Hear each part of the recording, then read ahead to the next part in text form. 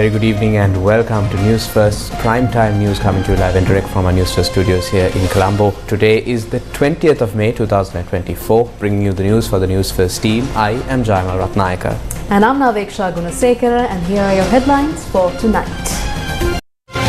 Newsfirst headlines. Main sponsor. Valuable Finance was awarded the Best Finance Company for the third consecutive year.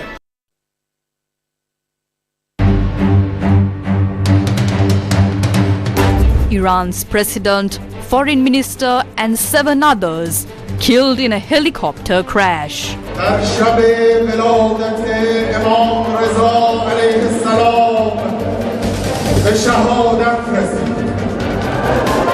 Iran's supreme leader has declared 5 days of national mourning. Mohammad Mokbar appointed as interim president, with elections to be called in 50 days. Heavy rainfall to continue.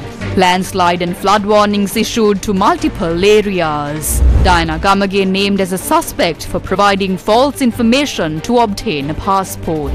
Another restraining order against the SLFP chairman. Prison officers launched trade union action demanding pay hike. Court proceedings delayed as suspects not produced. Court orders prison's chief to provide reasons.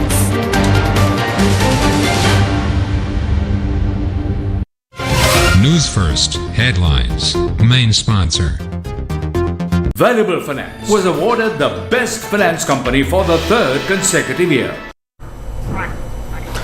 Starting off with some somber news that has garnered widespread attention across the world. The official burial ceremony for the late Iranian president is scheduled to take place tomorrow, with Ibrahim Raisi likely to be interred in the Iranian city of Mashhad, a significant religious hub for Shia Muslims, which is also his birth city. Iranian President Ibrahim Raisi, Foreign Minister Hossein Amir Abdullahian and 7 others died in a helicopter crash in the northwestern province of East Azerbaijan. Sri Lanka has declared 21st of May 2024 as a day of mourning following the death of Iranian President, the late Dr. Ibrahim Raisi, who was killed in a helicopter crash along with 8 others. The Ministry of Home Affairs says despite the announcing of a day of mourning, all government and private institutions will remain open and operations will continue as usual. The national flag will be lowered to half-mast at all government institutions as well. ومنهم من ينتظر وما بدلوا تبديلا صدق الله العلي العظيم. آية الله سيد إبراهيم رئيسی خادم الرضا علیه السلام که 3 سال پیش در سال روز ولادت امام رضا علیه السلام 8مین رئیس جمهور ایران اسلامی شد،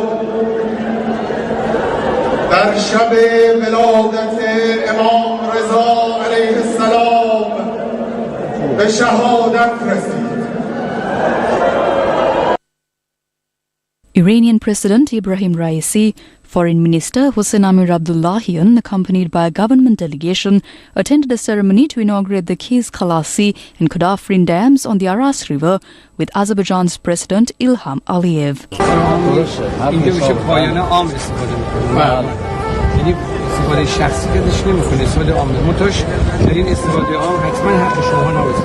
Now, Sunday's crash occurred when the Iranian president and the foreign minister were returning after opening a project on the Iran's border with Azerbaijan. Now, among those who were traveling with the president and the foreign minister were 3 crew members, an imam, the governor of eastern Azerbaijan province, the president's head of security and a bodyguard. Now, the helicopter that the president was traveling in was a Bell 212 helicopter made in the United States of America, and that dates back to the Vietnam War era.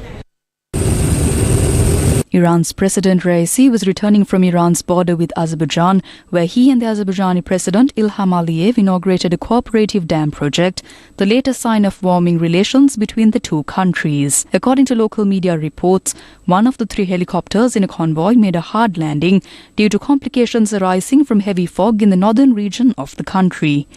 The aircraft came down in the early afternoon on Sunday, prompting an extensive search operation involving military drones and at least 40 separate rescue teams. The helicopter fell in the Disma protected area, a wildlife corridor across the border with Azerbaijan. The Iranian Red Crescent, the Islamic Revolutionary Guard Corps, as well as Turkish and Azerbaijan relief services took part in the massive search and rescue operation. Russian President Vladimir Putin also ordered to send 2 planes and helicopters with a group of 50 rescuers to aid in the search. However, on Monday morning, search parties managed to locate the site of the wreckage.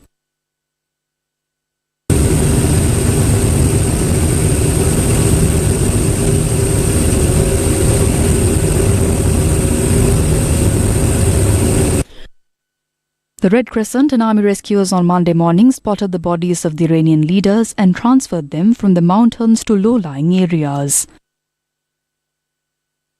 Later, the Iranian government officially confirmed that all 9 passengers who were on the helicopter were killed in the crash. The names of the martyrs of the helicopter crash are as follows: President Ibrahim Raisi, Ayatollah Sayyid Muhammad Ali al-Hashim, representative in the province of East Azerbaijan and Imam of Friday Prayer in Tabriz, Hossein Amir Abdullahian, Minister of Foreign Affairs, Malik Rahmati, Governor-General of the East Azerbaijan Province, General Said Mehdi Mausavi, Command of the Protection of the President, Bodyguard Ansar al-Mahdi Corps Security, Pilot Colonel Said Tahir Mustafavi, Co-Pilot Colonel Mohsen Daryanush, Crew Chief Technical Major Behruz Gadimi.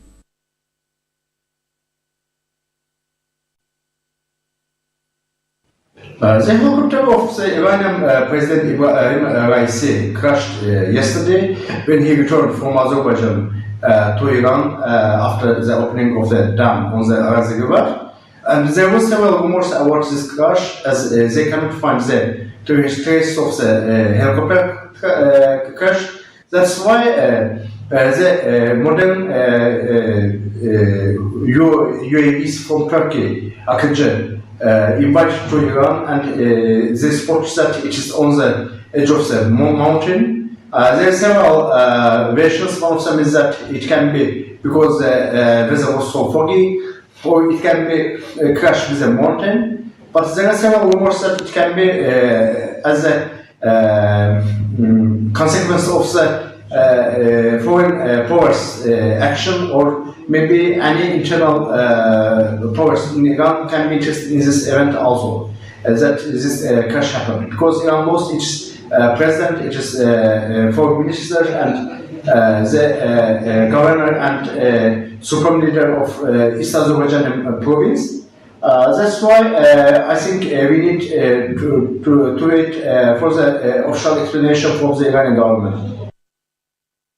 Iranian President Ibrahim Raisi, who was killed in the helicopter crash, visited Sri Lanka on the 24th of April for the inauguration of the Umayyad Multipurpose Development Project.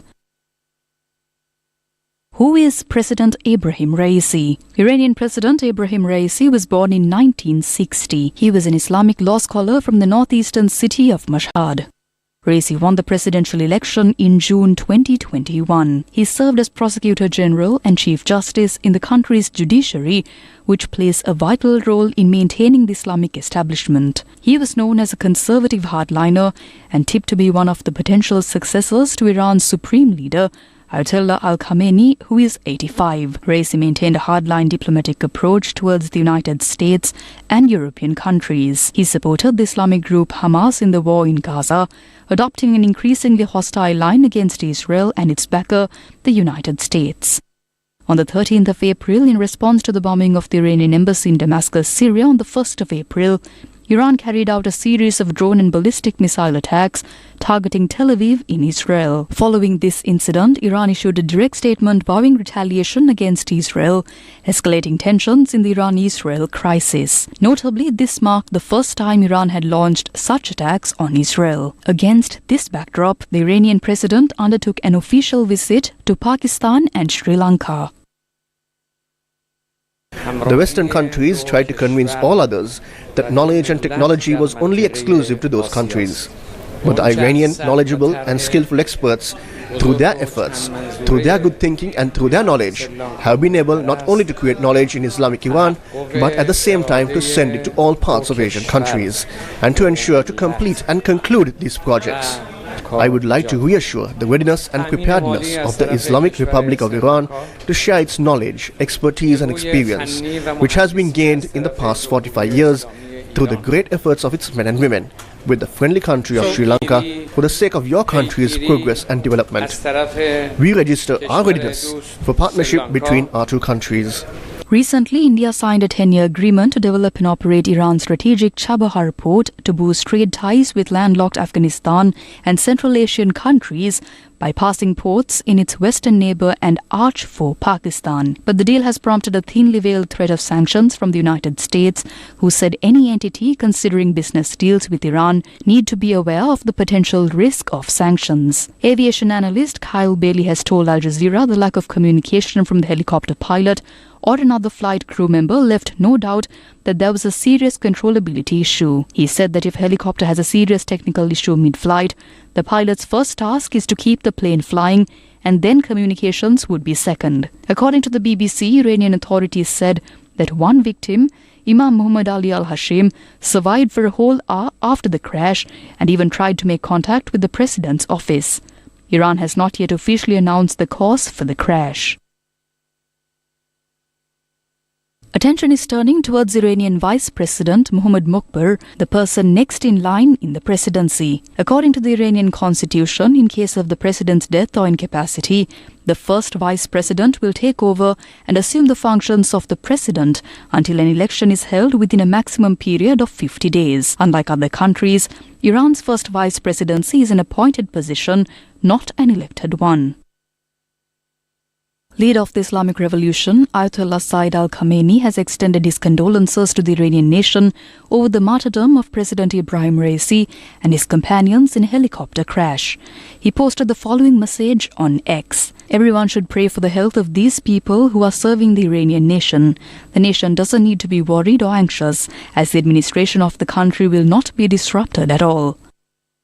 Many countries have issued messages of condolence to the Iranian government and its people following the death of the country's president. Sri Lanka has expressed condolences to the government and people of Iran following the death of President Ibrahim Raisi and Foreign Minister Hossein Amir Abdullahian in a tragic helicopter crash. Sri Lankan Prime Minister Dinesh Gunawardena has said that he signed a letter of condolence and directed it to the Embassy of the Islamic Republic of Iran in Colombo. Former President Mahinda Rajapaksa also met with the Iranian envoy in Colombo to express his condolences. China's President Xi Jinping has sent a message of condolences to Iran, mourning the death of Raisi and Amir Abdullahian. She said the unfortunate passing is a big loss for the Iranian people, and China has lost a good friend. According to the Kremlin, Russian President Vladimir Putin sent his condolences to Iran's Khamenei, describing the deaths of the Iranian president and foreign minister as a great tragedy. Putin wrote, quote, Said Ibrahim Raisi was an outstanding politician whose entire life was devoted to serving the motherland. Pakistani Prime Minister Shehbaz Sharif has declared a day of mourning in Pakistan as a sign of respect for Iranian President Ibrahim Raisi, who has died in a helicopter crash. The Prime Minister said, quote, Pakistan had the pleasure of hosting President Raisi and Foreign Minister Hossein Amir Abdullahian on historic visit less than a month ago. They were good friends of Pakistan. Iran-backed militant group Hamas, fighting Israeli forces in Gaza with Tehran's support, issued a statement expressing sympathy to the Iranian people for this immense loss. Lebanon's caretaker Prime Minister Najib Mikati has declared 3 days of mourning over the death of Raisi and others who were on board the helicopter. The Indian Prime Minister said he was deeply saddened by Raisi's death, adding that the late Iranian president contributed to strengthening India-Iran bilateral relationship. Our Vice President started his charge as acting president, and Deputy Minister of Foreign Affairs started his tenure as acting Minister of Foreign Affairs there. Everything is in the control. The Cabinet of Islamic Republic of Iran announced 5 days public mourning, and some other countries like Iraq, Lebanon, Maldives, Pakistan, and some other countries also declared public mourning there. I thank all these nations. I thank Sri Lankan country for their very, very immediate reaction and noting their condolence to us, Prime Minister, Honorable Prime Minister, Honorable Minister of Foreign Affairs, Honorable Speaker of Parliament, and many of Parliament members and some other authorities came to my residence and signed our condolence book. Thank you for all nation, and I hope the prosperity for the nation of Sri Lanka. The International Criminal Court is seeking arrest warrants for Hamas leader in Gaza, Yahya Sinwar, and the Israeli Prime Minister Benjamin Netanyahu on charges of war crimes and crimes against humanity. ICC prosecutor Karim Khan said the ICC is also seeking warrants for Israel's Defense Minister Yoav Gallant, as well as two other top Hamas leaders, Mohammed Diab Ibrahim al-Masri, the leader of the Al-Qassam Brigades, who is better known as Mohammed Deif, and Ismail Haniyeh, Hamas political leader. The warrants against the Israeli politicians mark the first time the ICC has targeted the top leader of a close ally of the United States. The charges against Netanyahu and Gallant include causing extermination, causing starvation as a method of war, including the denial of humanitarian relief supplies, deliberately targeting civilians in conflict.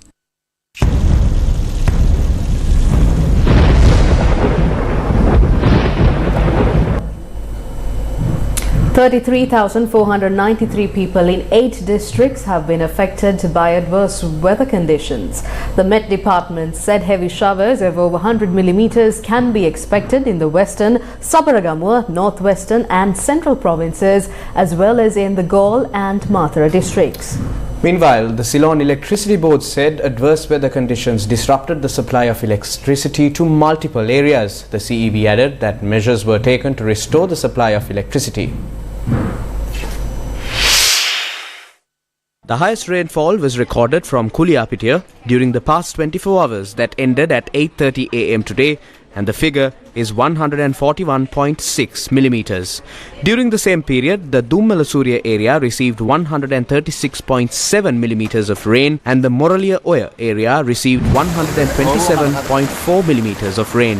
The Puttlam district was the most affected by heavy showers. 20 houses in the Baristapura village in 616 Senakudurupur, Puttlam, were inundated, and the people have sought shelter at the Baristapura Community Hall and Catholic Church. Newsfirst's correspondent said the third milepost area along the Puttlam-Kurunagala road was also inundated due to the prevailing showers. රටේ තත්ත්වය මොකද්ද මෙහෙමද යන්නේ රටටත් තා උදේ ඉඳන් කාලා නැහැ පාරක් හරියට හදලා නැහැ බෝක්කුවක් නැහැ මේ බෝක්කුවේ වතුර යන්නේ නැහැ මේ බෝක්කුව පොඩි මොකද්ද මේක වෙන්නේ මහත්තයෝ අපිට එන දුකයි මේ රට තත්ත්වය මෙහෙම යන්නේ 10 sluice gates of the Thabboa reservoir were opened due to heavy showers, and the Department of Irrigation has requested people living in low-lying areas to remain vigilant.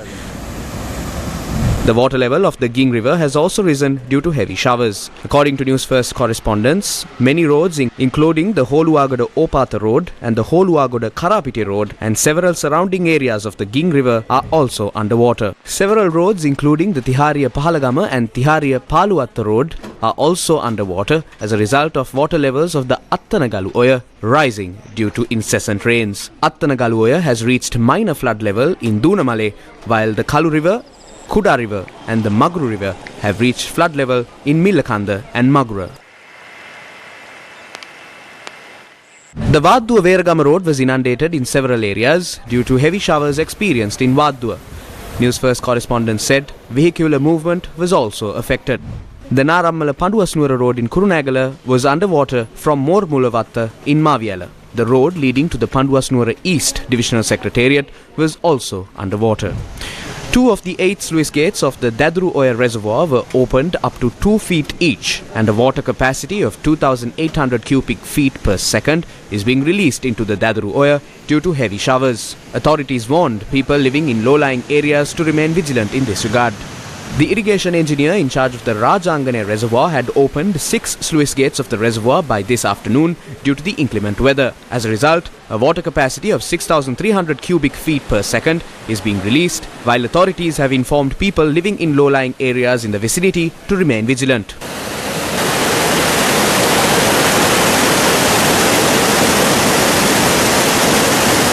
Both emergency sluice gates of the Angamu reservoir were opened up to 5 feet by this afternoon, releasing a water capacity of 2,700 cubic feet per second into the Kala Oya.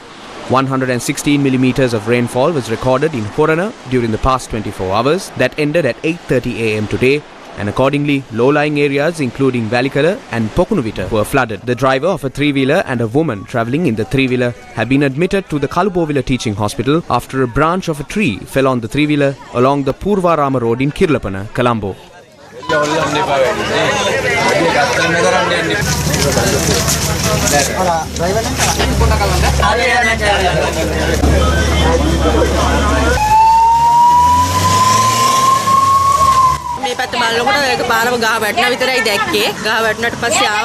When I turned, all I saw was the tree falling. The tree had fallen onto the vehicle. They tried to lift the tree off the vehicle but failed. They had to tear the cloth of the three-wheeler to rescue the woman and the driver.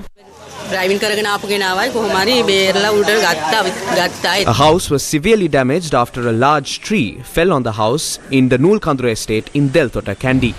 Official sources point out wind speeds across the island can reach up to 30 to 40 kilometers per hour. The warning issued to the fishing and marine community to refrain from going out to sea in the southeast Arabian and southwest Bay of Bengal waters until further notice remains in effect. Fisherfolk from the Hambantota fishing harbour and the Dodandua fishing harbour in Gaul did not set out to sea due to rough seas. The landslide warnings issued to 8 districts continues to be in effect. Landslide warnings were issued to the Badulla, Colombo, Gampaha, Kalutara, Kandy, Kegaul, Gaul and Ratnapura district. Torrential rainfall across the island has caused detriment to 33,493 individuals of 8,974 families in 8 districts. The Puttlam district has been affected the most, with 32,710 people of 8,780 families facing disruptions. The Disaster Management Centre says 1,775 people of 537 families have been temporarily relocated to 10 secure areas in the Puttlam district. Education officials have decided to grant a school holiday tomorrow, the 21st of May, to all schools in the Puttlam district. In light of the adverse weather experienced over the country, a special meeting headed by the State Minister of Defence, Pramitha Bandara Tennakon, was held at the Disaster Management Centre with the attendance of district secretaries. We informed all district secretaries to notify us immediately if any concerning situations arise so that we are able to support them. Accordingly, Tri-Forces, Civil Defence Force and the police are on standby to address any emergency situations. Pay close attention to the notifications released by the Disaster Management Centre, National Building Research Organisation and the Met Department. We have received information that people are visiting areas that are overflowing. Please refrain from doing so. It is not entertainment. People are suffering. මේක බලන්න යෑමෙන් ඇතිවන තත්ත්වය තව වර්ධනය වෙනවා මිසක් අඩුවක් වෙන්නේ නැහැ.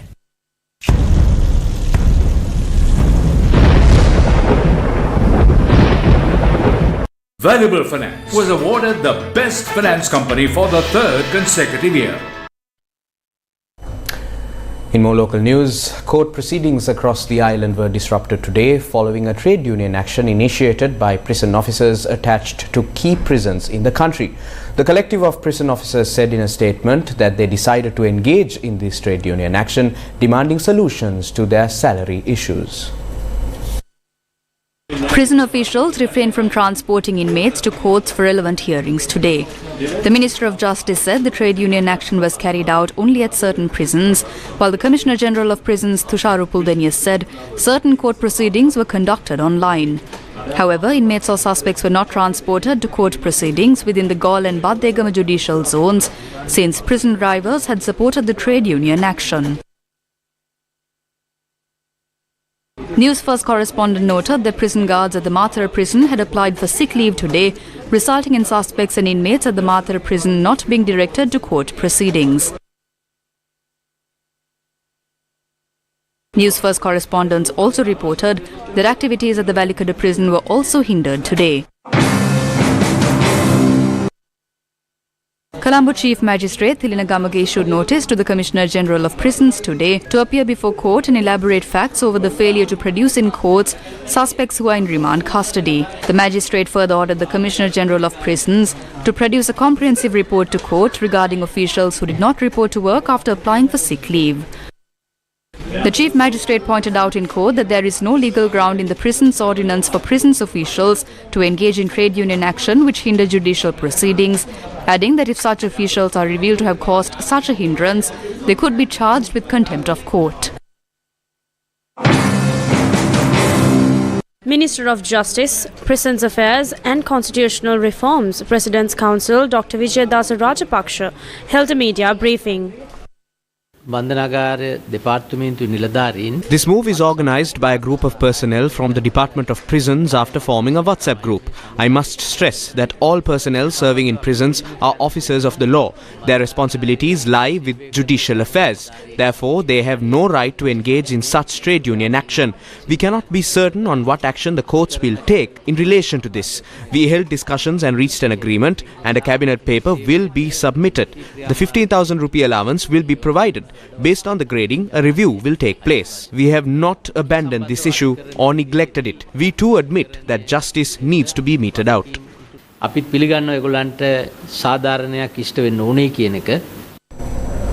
The Colombo District Court issued an order preventing Justice Minister Dr. Vijay Dasa Rajapaksa and Kirti Udavatta from serving as the chairman of the SLFP and the acting General Secretary respectively. The order will be in effect until the 3rd of June.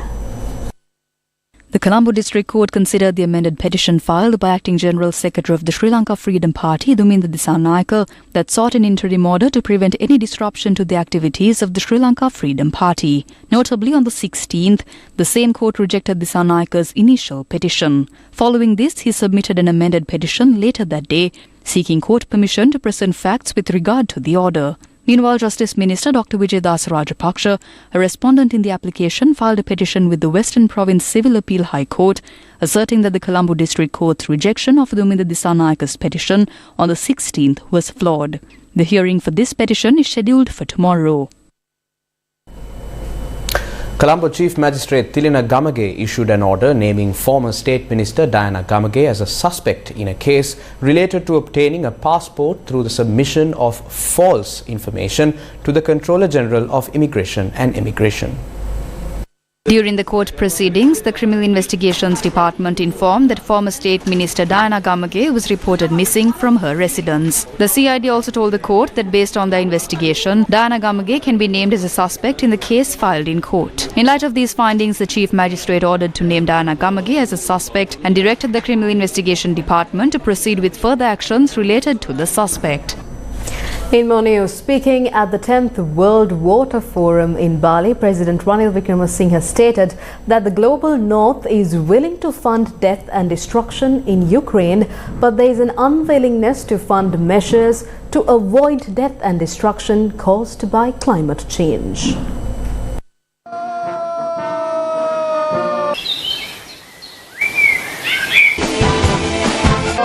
The President highlighted Sri Lanka's proposal that a 10% levy on the annual profits of global tax evasion assets deposited in tax havens be charged to help fund climate change, and the annual profits are estimated at $1.4 trillion per annum. In his opening remarks, President Wickremesinghe extended his gratitude to President Joko Widodo of Indonesia for hosting the event, which centers around the theme, quote-unquote, water for shared prosperity. Ladies and gentlemen. The President also attended a gala dinner that was hosted by the Indonesian President. The vehicular procession carrying sacred Salraknya relics to be placed at the Sirasa Namami Sirasa Vesak zone commenced its journey from the Kuragala Rajamaha Viharaya today. The relics were transported to the ceremonial hall of the Kuragala temple at the auspicious time of 9 this morning, following religious rituals.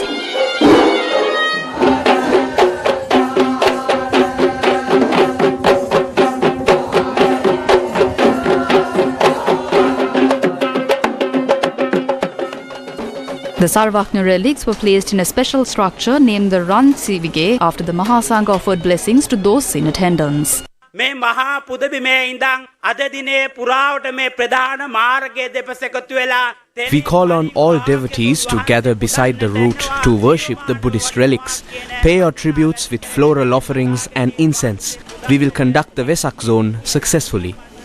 ඒ අතිරිමත් වූ මහා වෙසක් කලාපය මේ අවස්ථාවේදී ඊටාම සාර්ථකව අපි සිද්ධ කරනවා. The religious event was attended by Group Director of the Capital Maharaja Group, S.C. Veerasekara, Director of Sirasa TV, Dharmashri Bandare Kanayaka, and Director of Public Relations, Priyantha Vijay Singha, among others. The vehicular procession with the Sarvajna relics reached the Rankotraja Mahaviharya in Aramanapula, Ganegama in Palmadulla this evening.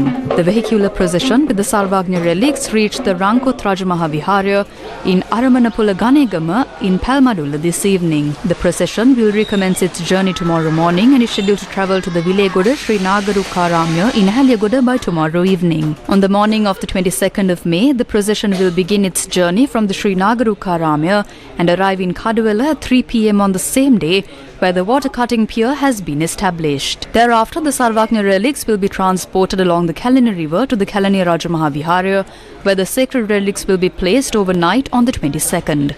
A Dhamma sermon conducted by Venerable Hasalaka Sila Vimala Thero will be held at the Kalani Raja Mahaviharya at night on the 22nd of May. On the 23rd, the day of the Vesak Poya day, the sacred relics will be moved from the Kalani Raja Mahaviharya to its final destination at the Sirasa Vesak zone in Braybrook Place, Colombo. The procession is scheduled to reach the location at 2 p.m. Sacred relics of Lord Buddha's two chief disciples, Arahats Sariputta and Moggallana, placed at the Agrashavaka Raja Mahaviharya in Maliga Kanda, Colombo, will be transported to the Sirasa Vesak zone at 3 p.m. on Vesak Poya day on a ravishing vehicular procession. The Sirasa Namami Sirasa Vesak zone will open to the public at 3:30 p.m. on Vesak Full Moon Poya day and be held until the 26th of May for devotees to pay homage to the sacred relics and also witness eye-catching pandals, colourful Vesak lanterns and calming Buddhist Bhakti ghee. A special exhibition organised by the Department of Archaeology will also be held at the Sirasa Namami Sirasa Vesak zone. The Sirasa Vesak zone is being held with the support of the Sri Lanka Police and the Colombo Municipal Council. Newsfirst with the people. Up next is the Newsfirst Finance Report.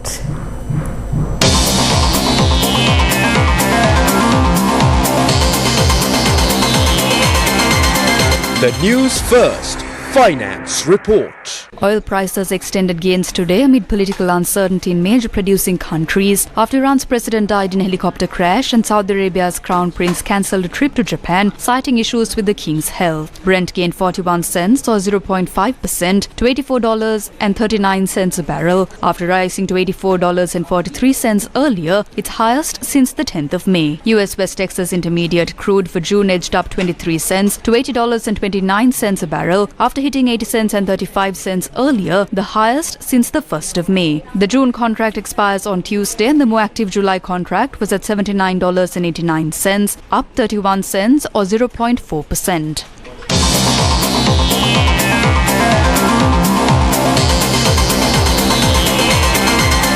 The Newsfirst Finance Report. In more news from here at home, the Pathfinder Foundation organised a roundtable discussion for diplomacy in Colombo this morning.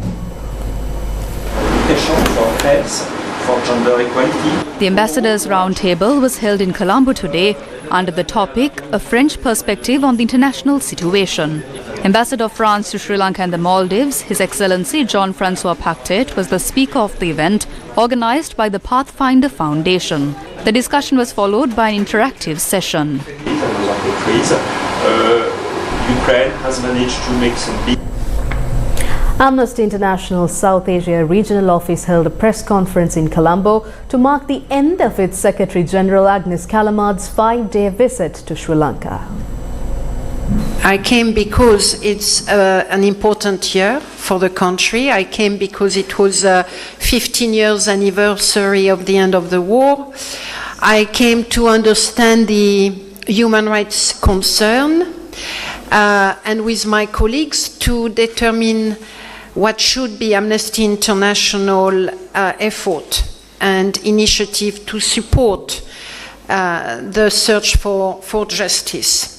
And I also came to stand in solidarity with all those whose rights have been violated during the war and since then. During my mission, I met with the President of the country and the Minister for Foreign Affairs. I wish to thank the President for our open engagement and our constructive dialogue over the human rights challenges facing Sri Lanka. Day 15 of the third phase of the LOLC Divi Savia program, which is being carried out for the betterment of Sri Lanka's future generation, got underway today. Under the Divi Savia program, exercise books and stationery equipment required for a year are distributed free of charge to government schools with less than 150 students. Today's program was centered around the Putlam education zone in the Putlam district. Accordingly, school books and stationery equipment were donated to students of Pani AD Roman Catholic Tamil Vidyalaya, Hasban Government Mixed Muslim Vidyalaya, Kalperiya Shanti Primary Vidyalaya, Arogya Matra Primary Vidyalaya, Valpalu Kanishta Vidyalaya, Vadigamangava Kanishta Vidyalaya, Thonigala New Model Kanishta Vidyalaya, and Yalusava Dharmashoka Kanishta Vidyalaya. School books and stationery equipment were also distributed to students at the Putlam Zonal Education Office. The LOLC Divi Savia program continues to forge ahead for the future generation of Sri Lanka. In more news, the Gujarat Anti-Terrorism Squad has arrested 4 suspected ISIS terrorists, all of whom are Sri Lankan nationals, at Sardar Vallabhbhai Patel International Airport in Ahmedabad. 4 suspected ISIS terrorists have been arrested from the Ahmedabad airport days after the airport received a bomb threat. Indian media reported that the terrorists are believed to be citizens of Sri Lanka. The Gujarat Anti-Terror Squad made the arrests when they were allegedly waiting at the airport for their handler. On the 12th of May, the Ahmedabad airport received a bomb threat email which turned out to be a hoax after security personnel searched the airport complex, but nothing suspicious was found. The threat email was sent by an unidentified person on the official email ID of the Sardar Vallabhbhai Patel International Airport in the afternoon, following which the security personnel at the airport scanned the entire airport.